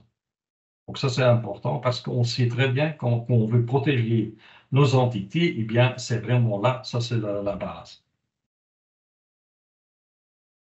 Maintenant, entre-temps, au cours du mois, Cyber Fundamentals est devenu un écosystème. C'est plus seulement les exigences, les quatre bouclets que vous voyez là-bas. Et vous pouvez faire un download de notre site web de ces bouclets. Mais depuis lors, on a quand même travaillé beaucoup là-dessus, sur le mapping. Il y a un mapping qui est disponible sur l'Excel, on peut le glisser. Le Siphon Selection Tool, qui est ce que je viens d'expliquer, qui vous donne le niveau de siphon que vous devez atteindre. Le Siphon Self-Assessment Tool, qui joue un rôle très important, le rôle clé, disons, dans la Conformity Assessment. Et on a créé plusieurs policy templates que vous pouvez utiliser, que vous pouvez adapter comme vous voulez, sur des policies qui sont assez standards dans le cyber, dans les entités. Vous voyez là aussi qu'on a créé aussi le Cyber Fundamentals Conformity Assessment Scheme qui doit être utilisé par les CAP. Donc c'est le Conformity Assessment Body, ce qui a été validé d'ailleurs par BELAC. On a aussi des labels, je ne vais pas aller en détail là-dedans, mais ça existe aussi. Donc, ça vous donne la possibilité de récupérer des certificats ISO 27001 dans l'écosystème Cyber Fundamentals. Tout ce que je viens de dire est disponible sur notre site web siphon.be. Donc, si vous allez là-bas, vous allez en principe retomber sur le site web que Guillaume vient montrer. Ces deux sites web sont connectés l'un avec l'autre. Voilà, c'est ça pour moi. C'est assez vite. Normalement, c'est une présentation qui dure presque 1 heure, mais si vous avez des questions, n'hésitez pas. On sait qu'il y a plusieurs questions et on les répond tous. Chaque question est répondue. Une seule adresse certification à ccb.belgium.be. Je vous en prie. Un très grand merci Dirk, effectivement très très intéressant comme présentation et effectivement le Siphon est devenu un incontournable pour tous les acteurs qui soient dans la cybersécurité ou qui doivent se cybersécuriser. Donc, effectivement, si vous avez des questions, n'hésitez pas à les envoyer directement à l'adresse mail indiquée par Dirk ou à nous les envoyer nous. On se fera un plaisir de les forwarder à nos collègues au fédéral. Voilà, encore une fois, merci. Donc, sans plus tarder, on va passer à une présentation sur un sujet un peu plus léger, si je peux me permettre le terme. Ici, on revient au sujet de la sensibilisation. Donc, comment sensibiliser vos équipes, comment faire en sorte que vos équipes soient plus à l'affût des liens sur lesquels ne pas cliquer, ce genre de choses. Eh bien, je laisse la parole à Ertu et Liora qui vont parler d'un projet et qu'ils ont mis sur pied pour sensibiliser les entreprises au travers d'Escape Game. Ertu et Liora, la parole est à vous. Merci beaucoup, Nina. J'espère que vous m'entendez bien. Oui. Super. Donc, moi, je m'appelle Ertu Musoglu. Je co-gère le département cyber-risque et sécurité au sein du cabinet de conseil Edmind Partners et je suis plus précisément les sujets relatifs à la sensibilisation à la cybersécurité. Donc, comme tu le disais, Nina, nous avons été sélectionnés en fait par le SPF Economy en 2023 afin de participer à une initiative de sensibilisation des PME et des indépendants en Belgique. Dans ce contexte, on propose en fait 2 ateliers immersifs gratuits, des escape games et des exercices de crise sur lesquels Liora va revenir tout de suite. Pour info, nous sommes maintenant en vitesse de croisière. On a démarré en septembre 2023 et en association avec les différentes fédérations de PME avec lesquelles on collabore, on dispense plusieurs dizaines d'ateliers chaque mois. On touche pas mal de secteurs différents, que ce soit des avocats, des architectes, des startups, des courtiers d'assurance. Mais plus précisément par rapport au secteur de la santé, il faut savoir que nous sommes par exemple en contact avec l'hôpital psychiatrique du Beau-Vallon à Namur et qu'ils vont d'ailleurs profiter de nos ateliers type exercice de crise la semaine prochaine. Donc on a déjà un pied dans le secteur de la santé, on a pas mal de contacts d'ailleurs dans ce secteur. Liora, je vais te laisser donc présenter. Liora, c'est ma collègue qui est en charge du suivi opérationnel du projet. Elle va vous détailler les 2 ateliers immersifs et nous resterons ensuite à votre disposition par mail. N'hésitez pas à nous contacter si vous avez la moindre question ou si vous avez besoin de plus d'informations sur nos ateliers. Je te laisse la parole, Liora. Beaucoup, Ertube, et bonjour à tous. Donc, pour gagner un petit peu de temps, je vais vous économiser un petit peu de slides. Je vais directement en fait plonger peut-être dans le cœur du sujet puisque c'est ce qui va vous intéresser le plus. Donc en fait, comme tu l'as dit, on propose 2 types de workshops, d'ateliers qui sont gratuits puisqu'ils sont financés par le SPF Économie et en partie l'Union européenne. Et en fait, donc d'un côté, on va avoir un exercice de crise et d'un autre côté, on va avoir l'escape game. Donc en fait, l'avantage des 2 workshops, c'est qu'ils sont vraiment basés sur, on va dire, tout ce qui est gamification et le learning by doing. C'est-à-dire que ça va vous rendre actif et le but, c'est vraiment que vous appreniez en vous amusant plutôt qu'en restant assis pendant 2 heures à écouter quelqu'un vous dire que c'est pas une bonne idée de brancher une clé USB dans votre ordinateur, si vous ne la connaissez pas. Donc en fait, ici, l'idée, ça va vraiment être de faire des ateliers en petits groupes. Donc c'est pour ça que, par exemple, pour l'exercice de crise, on peut être maximum 6 participants. Pour l'escape game, on peut monter jusque 5. L'idée, ça va vraiment être que vous interagissiez avec les autres pour un petit peu apprendre mieux sur les bonnes pratiques en termes de cybersécurité. Les 2 workshops durent plus ou moins 2 heures et on peut soit se déplacer on se déplace partout en Belgique ou bien on peut aussi faire les ateliers dans nos bureaux à Bruxelles. Pour vous donner une idée en fait de déroulement d'un workshop, on commence par vous faire passer un petit questionnaire qui n'est pas très long. Il y a une quinzaine de questions, même pas, ça prend 5 grosses minutes. Et l'idée, en fait, c'est pas qu'il y ait de bonnes ou de mauvaises réponses, c'est vraiment de voir comment est-ce que vous réagissez. Ce sont en fait des mises en situation. Et le but, c'est juste de faire un peu un état des lieux de votre maturité en termes de bonnes pratiques cyber avant la sensibilisation. Ensuite, vous passez le workshop et à la fin, on fait un petit quiz, juste un petit peu style tout ce qui est Slido, Booklab. C'est juste un petit peu pour voir sur du très court terme déjà ce que vous avez retenu en fait en termes de bonnes pratiques et de comportements à adopter. Ensuite, après le workshop, on va vous envoyer une petite brochure électronique qui reprend les apprentissages principaux de l'atelier, mais aussi un document plus complet si vous souhaitez aller plus loin avec des liens, de la documentation, etc.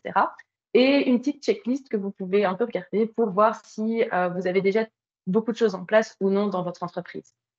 Et puis, puisque l'idée un peu, c'est de voir ce que vous retenez de notre workshop, on vous demande de remplir un questionnaire plus ou moins 1 mois après pour juste revoir un petit peu si vous avez déjà mis en pratique ce que vous avez appris. Ensuite, on a donc l'exercice de crise en tant que tel. C'est en fait l'idée, ça va vraiment être de vous faire vivre un cas de ransomware, donc de demande de rançon. Et le but, c'est vraiment axé sur la communication. Donc, est-ce que vous savez comment communiquer à vos patients, comment communiquer à vos fournisseurs, à votre supérieur. C'est vraiment, tout est axé sur communiquer. Donc, le but, ça va vraiment être, pour vous donner une idée du scénario, que vous arrivez un matin et il y a quelqu'un qui vous envoie un mail en vous disant, bon ben voilà, on me demande de l'argent, je ne sais pas trop quoi faire, j'ai éteint mon ordinateur. Et en fait, à partir de ce moment-là, vous allez avoir 5 minutes avec les autres participants pour un peu discuter et voir quelle action vous allez prendre, puisque concrètement, vous êtes en train de vivre une crise. Donc là, ça va en fait être un petit peu un jeu de ping-pong. Vous allez devoir répondre à ce mail, puis après, vous allez en recevoir un autre. Et en fait, pendant tout ce temps-là, les consultants qui sont des experts en cybersécurité ne vont rien dire. Le but, c'est vraiment de vous laisser vivre cette crise comme vous la vivriez en temps réel. Et à la fin, en fait, on va analyser avec vous des mails, voir ce que vous avez pris comme action, si c'était bien, pas bien, si vous auriez dû encore aller un step plus loin, ou bien si vous avez, par exemple, complètement oublié toute une partie. Donc voilà, ça c'est plus ou moins pour l'exercice de crise. Et maintenant, si on passe à l'escape game, là j'ai besoin d'un peu de votre imagination. En fait, il faut imaginer une salle de réunion que vous allez couper en deux. En fait, il va y avoir deux zones.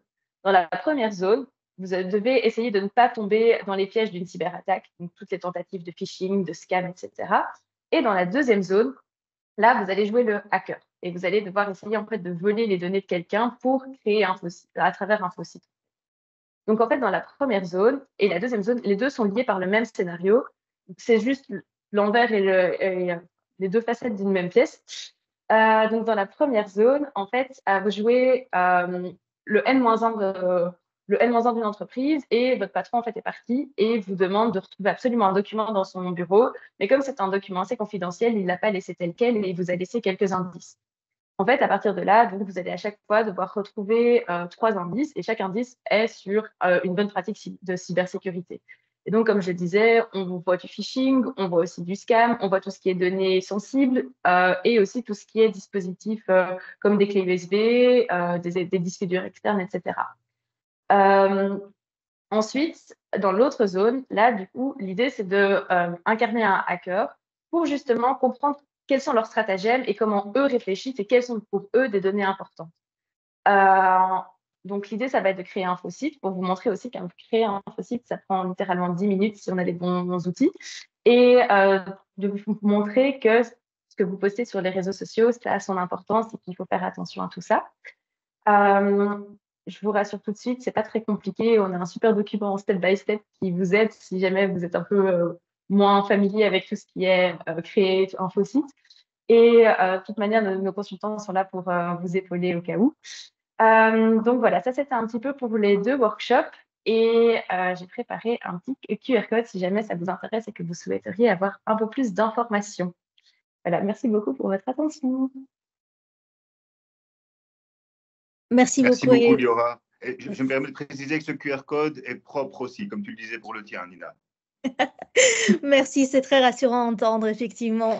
Merci Ertu, merci Liora pour votre présentation. Et sans plus tarder, il nous reste encore une dernière petite présentation. Donc, je passe rapidement la parole à Karine qui va du coup vous parler en fait de comment financer les différentes solutions, parce qu'il y a beaucoup de solutions gratuites qui sont mises à disposition, effectivement, et nous vous les avons présentées aujourd'hui, que ce soit au régional ou au fédéral. Mais si vous souhaitez aller au-delà, un peu plus loin, vers des audits et ce genre de choses, eh bien, sachez qu'il y a des solutions et je laisse la parole à Karine pour vous les expliquer. Merci beaucoup, Nina. Bonjour à tous. Donc, effectivement, on va quitter un tout petit peu la cybersécurité pour y revenir. Donc, moi, je vais utiliser un jargon un peu plus financier peut-être. Pour les présentations, donc, je m'appelle Karine Chadec, je suis la coordinatrice de l'équipe Wallonie Santé. Et voilà, d'abord vous expliquer qui nous sommes. Wallonie Santé, c'est un fonds d'investissement public de la région wallonne. Alors, la notion de fonds d'investissement, vous n'êtes peut-être pas familière. Il faut savoir que Wallonie Santé en tant que telle est encore une structure assez jeune, puisqu'elle a été créée fin 2018, donc on a fêté nos 5 ans il y a quelques mois. Et donc, c'est une notion à laquelle le secteur de la santé n'est pas encore habitué. Et pourtant, les fonds d'investissement, ou en tout cas les outils économiques, existent depuis bien plus longtemps, près de 40 ans en Wallonie, mais effectivement, d'abord avec un focus sur le secteur marchand.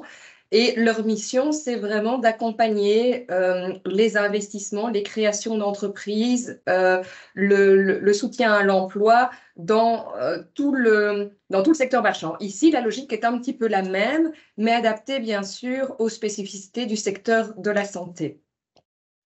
Alors, nos missions, justement, elles visent à conseiller et accompagner tous ces acteurs de la santé et de l'action sociale. Je vous expliciterai un peu après qui est le public cible en tant que tel.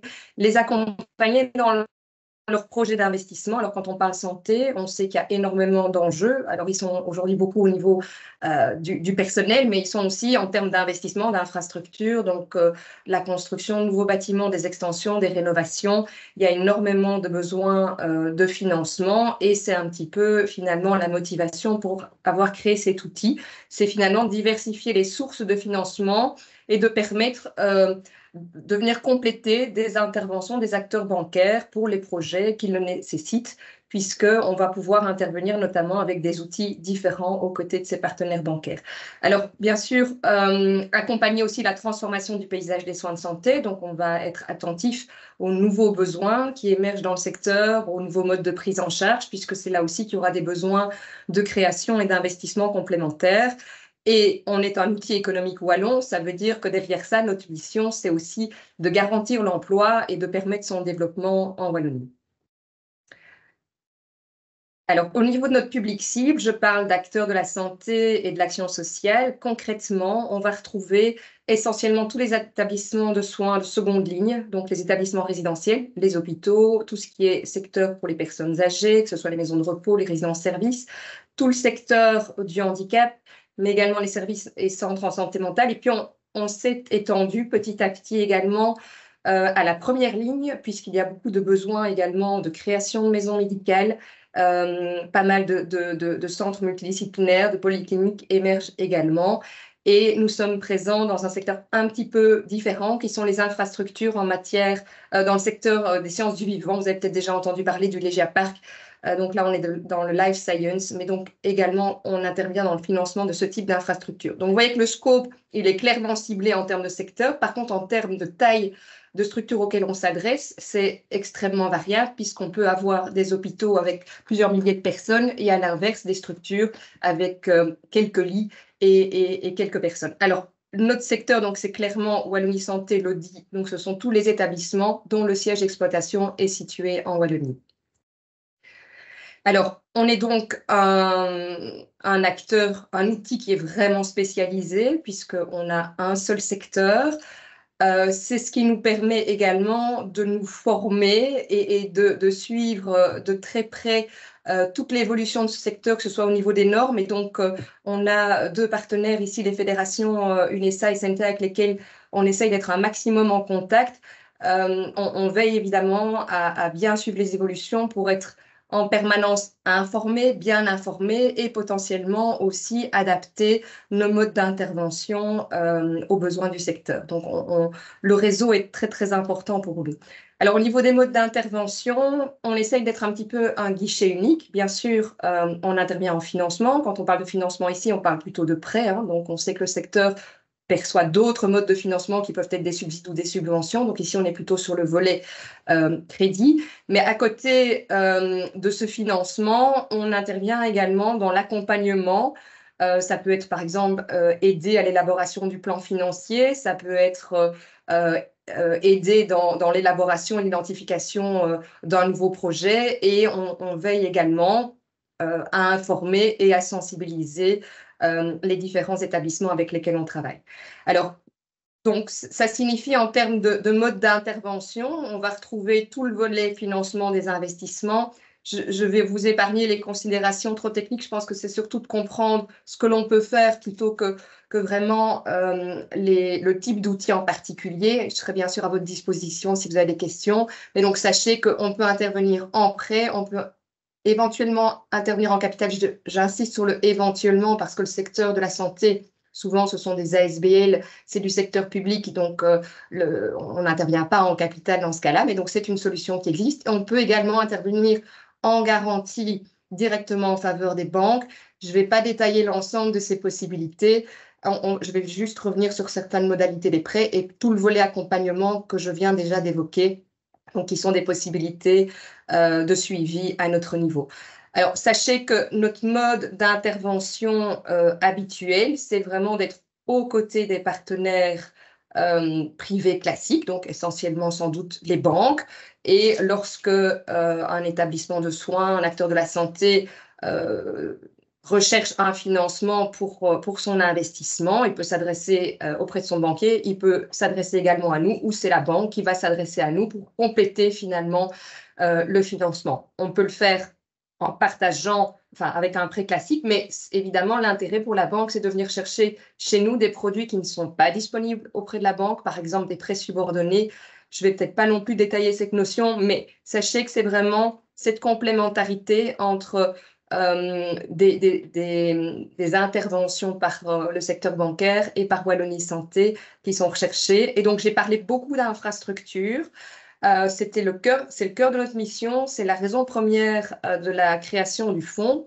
Mais à partir du moment où on est le seul fonds qui s'adresse au secteur de la santé, on s'est dit qu'on devait pouvoir répondre à l'ensemble des besoins du secteur. Et donc, on parle maintenant surtout aussi beaucoup de digitalisation. Donc, le volet informatique peut générer des besoins d'investissement importants.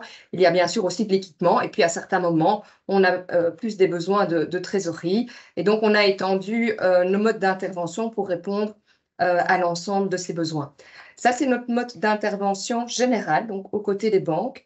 Et puis, parce qu'on est à nouveau un outil public wallon, on a des missions qui nous ont été confiées. Et donc, on a développé petit à petit un certain nombre de prêts spécifiques parce qu'ils ont pour mission d'encourager certains types d'investissements. Donc, il y a tout ce qui est transition énergétique d'un côté. La cybersécurité en fait partie également. Et ils sont spécifiques également parce que pour ces prêts-là, et moyennant des montants qui sont définis, je vais vous les expliquer après, on peut intervenir exceptionnellement seul, c'est-à-dire pas en complément d'une intervention bancaire, mais directement, le but étant vraiment d'avoir un effet incitatif et facilitateur dans la réalisation de certains types d'investissements. Et donc, on va retrouver, par exemple, dans ces prêts spécifiques, un prêt que l'on a appelé Green Elf, qui permet en fait de financer toute une série d'investissements en matière des investissements économiseurs d'énergie, donc tout ce qui est isolation des murs, toiture, les systèmes de chauffage, la cogénération. Et donc, pour ce type de prêt, avec des plafonds qui sont ici de 2 millions d'euros, on va pouvoir intervenir seul à des conditions qui sont intéressantes. Je ne vais peut-être pas passer en revue tous les prêts. Vous aurez les slides, donc sachez qu'on a notamment une solution pour les panneaux photovoltaïques, que l'on a également un appel à candidature qui est en cours pour l'instant pour tout ce qui est mesures d'adaptation au climat. Donc, on retrouve également l'isolation, mais d'autres types d'investissements tels que la végétalisation des murs, des toitures. Donc, si vous avez connaissance de ce type de projet au sein de votre institution, je vous invite à relire les slides par la suite. Je vais en venir à la transition digitale et à la cybersécurité. Donc, il est clair qu'en étant très proche du secteur, on n'a pas pu passer outre les malheureusement nombreuses attaques qui ont touché notamment les hôpitaux. Et en 2023, on a souhaité vraiment avoir une politique beaucoup plus ciblée et active en matière de cybersécurité et non seulement proposer un prêt, que je vais vous exposer tout de suite, donc un prêt spécifique, mais aussi agir en matière de sensibilisation, d'abord des établissements avec lesquels nous sommes déjà en contact, et puis plus largement, et je pense qu'aujourd'hui c'est un peu l'illustration justement de ce qu'on essaye de faire et de contribuer à cette prise de conscience, pas uniquement au niveau des hôpitaux, mais justement de l'ensemble de la chaîne des acteurs, parce que tout le monde est concerné. Alors, au niveau de ce prêt, CyberElf, le maître mot, c'est la facilité. Clairement, ici, en fait, on peut intervenir de manière directe, c'est-à-dire vous n'êtes pas obligé d'avoir une intervention bancaire sur le côté, mais vous pouvez bien sûr le faire. Alors, je rappelle que notre public cible est très, très large, donc on va jusqu'à 2 millions d'euros, donc c'est évidemment très important, mais à l'échelle d'un hôpital, ce sont des montants qui peuvent se présenter. À l'échelle d'une plus petite structure, bien entendu, il faut sans doute voir ces montants très, très à la baisse. Mais donc, on peut aller jusqu'à 2 millions d'euros pour un établissement et on va financer, en fait, sur une durée de 5 ans ou 3 ans, suivant que la solution est plutôt de type hardware ou software. Alors, bien sûr, comme Nina l'a dit, avant tout ça, il y a d'abord des outils gratuits. Il y a des self-assessments que vous pouvez réaliser. Il y a des audits qui vont vous permettre d'identifier finalement si vous avez besoin d'investir, quel type d'investissement est nécessaire. Mais si vous arrivez à cette étape de dire, voilà, après diagnostic, il semble qu'il est nécessaire d'investir et de renforcer ma cybersécurité sur tel et tel volet, eh bien, il est possible de le financer. Et il n'y a pas de garanties qui sont demandées, ce qui facilite à nouveau l'octroi de ce prêt. Alors, le processus d'intervention, je dirais, est assez classique, c'est-à-dire que il y a une prise de contact, on vérifie avec vous si votre projet est éligible, rentre dans les conditions, on collecte un certain nombre d'informations par rapport à l'investissement et aussi par rapport à votre structure sur le plan financier. Et puis, si tous les feux sont verts à ce niveau-là, on avance et on présente le dossier à notre comité. Alors, le cas pratique, ou en tout cas, comment ça se passe, donc c'est la première identification, c'est de voir quelles sont vos dépenses. Alors, nous, on n'est pas des techniciens en matière de cybersécurité, notre domaine, c'est plus la finance, mais je suis contente d'avoir utilisé des termes que vous avez retrouvés très, très régulièrement dans la présentation. Clairement, la solution d'authentification MFA, c'est quelque chose qui fait partie des premières mesures. Donc voilà, ça peut être sous forme de solution logicielle. Les firewalls, on en a parlé aussi. On est plus dans la sécurité réseau, donc à ce moment-là, on est plus dans du hardware. Et donc, imaginez que vous avez, voilà, c'est votre priorité en termes d'investissement. Vous connaissez les montants. Eh bien, donc, au niveau du prêt cyber, le software serait financé sur 3 ans, le CyberElf sur 5 ans. On a laissé les lignes effort propre et crédit bancaire en blanc. Ça veut dire que ça n'est pas exigé pour nous, mais par contre, rien ne vous empêche, bien entendu, de financer une partie de l'investissement ou de solliciter votre banque si vous le souhaitez et que ça vienne en complément. Voilà, alors vous aurez également dans la présentation, la présentation de l'équipe, donc avec mes collègues, les membres du comité de direction, l'assistante, et on vous a également placé les personnes de contact. On a une adresse mail générique pour toute question, mais voici les personnes qui gèrent les dossiers en direct, et donc il ne faut certainement pas hésiter à nous envoyer un mail si vous avez la moindre question par rapport à la présentation d'aujourd'hui, ou si à un moment donné vous avez un projet, que ce soit par rapport à la cyber ou d'autres volets qui concernent Wallonie Santé. Voilà, j'ai fait au plus vite, Nina, mais on a récupéré un quart d'heure sur le total. C'est vrai, merci beaucoup.